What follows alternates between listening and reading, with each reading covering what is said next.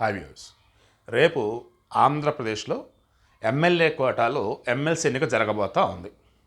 TDP తరఫున పంచుమర్తి అనురాధ గారిని last మూమెంట్లో ఓకే చేయటం, నామినేషన్ పెట్టడం జరిగింది. లాస్ట్ మినిట్లో ఎందుకు?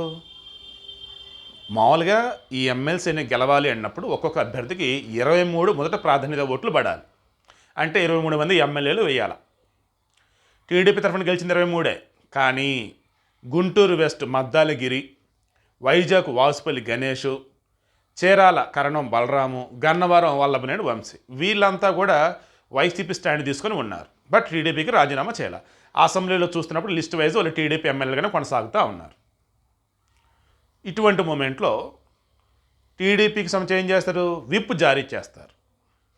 కాబట్టి ఖచ్చితంగా టీడీపీకి వేస్తారులే అన్న వేళ వాళ్ళు పంచుమర్తి అనురాధ గారిని ఎట్టగలగా నించోబెట్టినారు. ఇక వైసీపీ తరఫున మర్రి రాజశేఖర్, పోతుల సునీత, పెనుమత్స్ వివి సూర్యనారాయణరాజు గారు, తర్వాత చంద్రగిరి యేసురత్నం, ఆ తర్వాత చూసుకుంటూ ఉన్నప్పుడు జయమంగళ వెంకటరమణ, ఇజ్రాయెల్ అండ్ కోలా గురువులు 7 అభ్యర్థులు వీళ్ళు ఉన్నారు.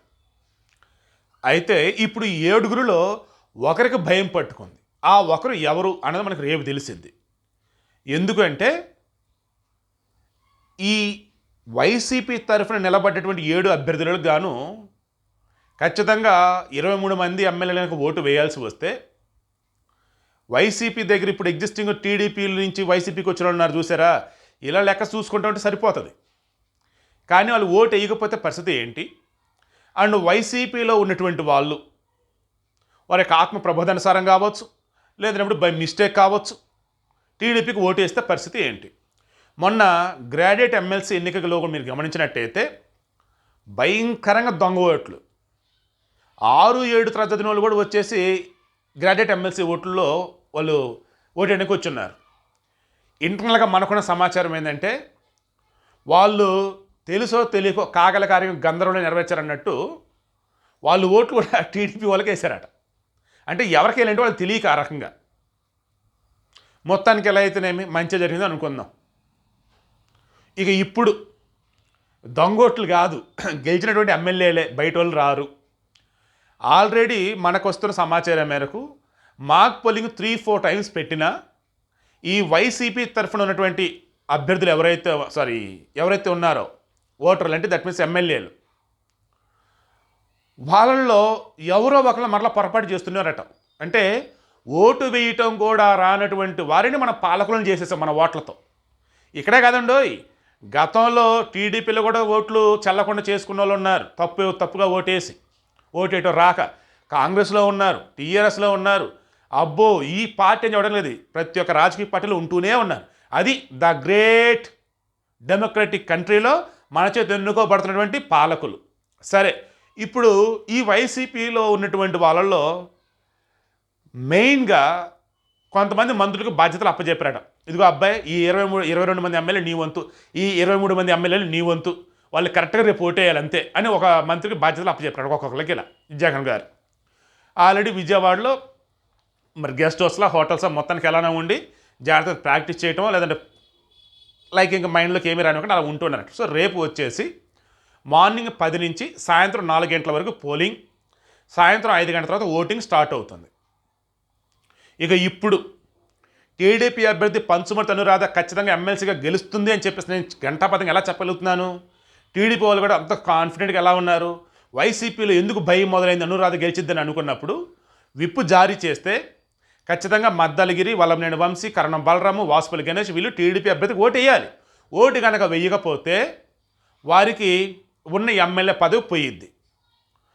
స్పీకర్ వచ్చేసి వాళ్ళోడే కదా, ఆబ్వియస్లీ ఆపుతారులేండి అది అనుకుంటే కష్టం. ఎందుకంటే వీళ్ళు హైకోర్టుకి వెళ్తారు టీడీపీ తరఫున. వెళ్ళినప్పుడు ఆబ్వియస్లీ కోర్టు జడ్జిమెంట్ ఇస్తుంది. సో స్పీకర్ అయ్యా నిర్ణయం తీసేసుకుని నువ్వని చెప్పేసి, సో ఆబ్వియస్లీ నిర్ణయం తీసుకోవాల్సింది విప్పు ప్రకారం కాబట్టి, వాళ్ళు వైలేషన్ కాబట్టి అనర్హత అన్నట్టుగా వేయాల్సింది. సో వాళ్ళు ఎమ్మెల్యే పదవి పోతుంది. సో మరలా అగైన్ ఎన్నిక. సో అంత రిస్క్ వాళ్ళు చేయరు. అండ్ వైసీపీస్ కూడా వద్దురా బాబు అంటది. ఈ టోర్నమెంట్లకి వాళ్ళు ఏం చేయాలి? వాళ్ళ దగ్గర ఉన్న ఆప్షను, గతంలో కూడా చాలా రాష్ట్రాలలో ఇలా వేరే పార్టీ సైడ్ వాళ్ళు టర్న్ అయినా ఏ పార్టీ గుర్తు మీద వాళ్ళు గెలుచున్నారో వారికే ఓటేసిన సందర్భాలు ఉన్నాయి. కొంతమంది వచ్చేసి ఏం చెప్తారంటే ఆరోగ్యం బాగాలేదనో ఆసుపత్రిలో అడ్మిట్ అయ్యమని ఇంకేదోటి జెన్యున్ రీజన్స్ అన్నట్టు చూపిస్తారు, ఫేక్ రీజన్స్ అయినా సరే. అలా చెప్పి వీరు ఎన్నికకు రాకుండా ఉండాలి. నేను అనుకోవటం ఖచ్చితంగా ఎన్నిక వస్తారు, ఓటేస్తారు. ఒకవేళ ఓటు వేసినా చెల్లకుండా వేసారని అనుకున్నా సరే అక్కడ కూడా తేడా కొట్టే అవకాశం అయితే ఉంటుంది. సో ఇటువంటి మూమెంట్లో వైసీపీకి ఏమవుతుంది, ఓట్లు తగ్గిపోతుంది. టీడీపీకి ఏమవుతుంది, ఓట్లు పెరుగుతున్నాయి. 19 మంది ఖచ్చితంగా వేస్తారు పంచమంది అదనంట గారికి ఓటు. తర్వాత వైసీపీ తరఫున ఆల్రెడీ కోటరెడ్డి శ్రీధర్ రెడ్డిని దేనిగా రెడీ అంటా ఉన్నాడు. ఆనం రామనారెడ్డి ఆయన శాతం నేను దేనిగా రెడీ అంటా ఉన్నారు. ఆయన వాళ్ళ కొత్తగా ఇప్పుడు ఎమ్మెల్యే పదవి పోయినది మాత్రం వచ్చే ఇబ్బంది ఏమీ లేదు. ఒకవేళ ఇంటికి వచ్చినా మరలేదు వైసీపీకి తీరని నష్టం. ఇటువంటిలో వాళ్ళు విప్పు జారీ చేయకపోవచ్చు. ఒకవేళ జారీ చేసినా వీళ్ళు దేనిగా రెడీ అంటా ఉన్నారు కాబట్టి ఆబ్వియస్లీ వాళ్ళు టీడీపీ సైడే ఓటేసే అవకాశం అనేది ఉంటుంది. 19 + 2 21. ఆ నలుగురు ఓటేస్తారు. 21 + 4 25. అవ్వలేలుగా అనురాధ గారు గెలిచేస్తారు. ఆ నలుగురు రాకపోయినా 19 + 2 21. టీడీపీలు చాలా కాన్ఫిడెంట్గా ఉన్నారు. మొత్తానికి అసమ్మతి సెగలు వైసీపీలో రేగుతున్నాయట. ఈవేళ మొత్తానికి ఒకరిలో ఇద్దరు టీడీపీలతో టచ్లో ఉన్నారు. రేపు ఎన్నికల్లో సీటు గురించి కావచ్చు, ఇంకా వేరే ఇష్యూస్ ఏవైనా కావచ్చు కాక. మంత్రి పదవి ఆశించి భంగపడ్డ వాళ్ళు ఉన్నారు. కొన్ని ప్రాజెక్టుల విషయంలో రిమైనింగ్ ఓట్లు ఇంకెవరొకరు ఉంటూనే ఉంటారు ప్రతి రాజకీయ పార్టీ అన్నాక. మొత్తానికి అలా వీళ్ళ సైడ్ రేపు ఓటేసులు ఉండనట్టుగా మనకు తెలుస్తూ ఉంది. విప్పు జారీ చేసిన తర్వాత వేసిన ఓటు చెల్లదా అంటే చెల్లుతుంది, కాకపోతే వాళ్ళు అనర్హత వేటు పెడుతుంది. ఈవేళ చూసుకుంటూ ఉన్నప్పుడు ఇక్కడ కూడా ఎడ్జ్ అనేది అనురాధ గారి సైడే ఉంటా ఉంది. ఇక దీంతో వైసీపీ వాళ్ళు మల్లగుల్లలు పడుతున్నారు. ఎవరో ఒక అభ్యర్థి, ఎవరో ఇద్దరు అభ్యర్థులు, ఎరా నువ్వేమన్నా అటు ఓటేస్తున్నావా, ఏమయ్యా నువ్వు అటు ఓటేస్తున్నావా, మీరు రేపు ఓటు వేయకపోతే ఓటు తేడా పెడితే ఓటు చెల్లకపోతే నా మంత్రి పదవి పోయిద్దయ్యా అన్న భయంలో కొంతమంది మంత్రులు ఉంటా ఉన్నారు. ఎందుకంటే వాళ్ళకి బాధ్యతలు అప్పచెప్పారు.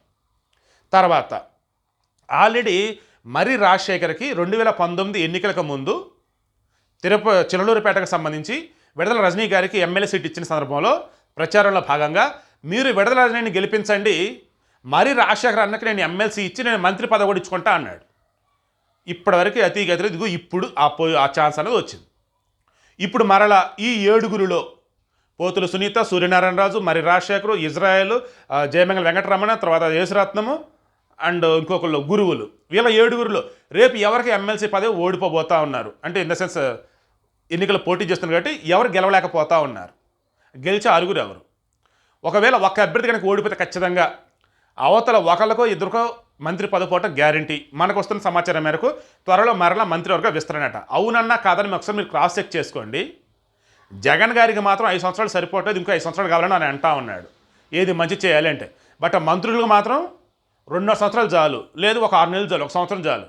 అవి ఏమన్నా పదవులా లేదంటే బాధ్యత కలిగినటువంటి పొజిషన్? అది పేరుకే మంత్రి పదవులు, అంతా కూడా ఇంకా పైన ఎవరెవరు చూసుకున్నారట్టుగా తయారవుతూ ఉంది. సో కన్క్లూజన్ నేను ఇవ్వదలుచుకుంది ఈ వీడియో ద్వారా ఒకే ఒకటి. రేపు ఎమ్మెల్సీ ఎన్నికలు చాలా ప్రతిష్టాత్మకంగా వైసీపీలు తీసుకున్నారు, కానీ టీడీపీ వారు తీసుకొచ్చేసి ఏకంగా దానిని పోటాపోటీగా మేము గెలిచేయబోతున్నాం చూడు అన్న వేలో చంద్రబాబు గారి యొక్క మేధాశక్తి అన్నారో లేదన్నప్పుడు ఎన్నిక నైపుణ్యం అనాలో అక్కడ ముందు పెట్టేశారు. ఇక దాంతో వైసీపీలో భయం మొదలైంది. అభ్యర్థుల్లో కావచ్చు, ఉన్నటువంటి ఓటర్లలో కావచ్చు, మిగతా వాళ్ళ నాయకుల్లో కూడా కావచ్చు. రేపు వైసీపీ నించున్నటువంటి 7గురిలో ఒకళ్ళు ఓడిపోయినా ఆబ్వియస్లీ టీడీపీ సైడ్ ఒకళ్ళు గెలిచేస్తారు. ఆ టీడీపీ ఎమ్మెల్సీ గెలవగానే రాష్ట్రంలో మరలా రాజకీయ పరంగా పెను ప్రకంపనలు అయితే వస్తాయి, అందులో మాత్రం నో డౌట్.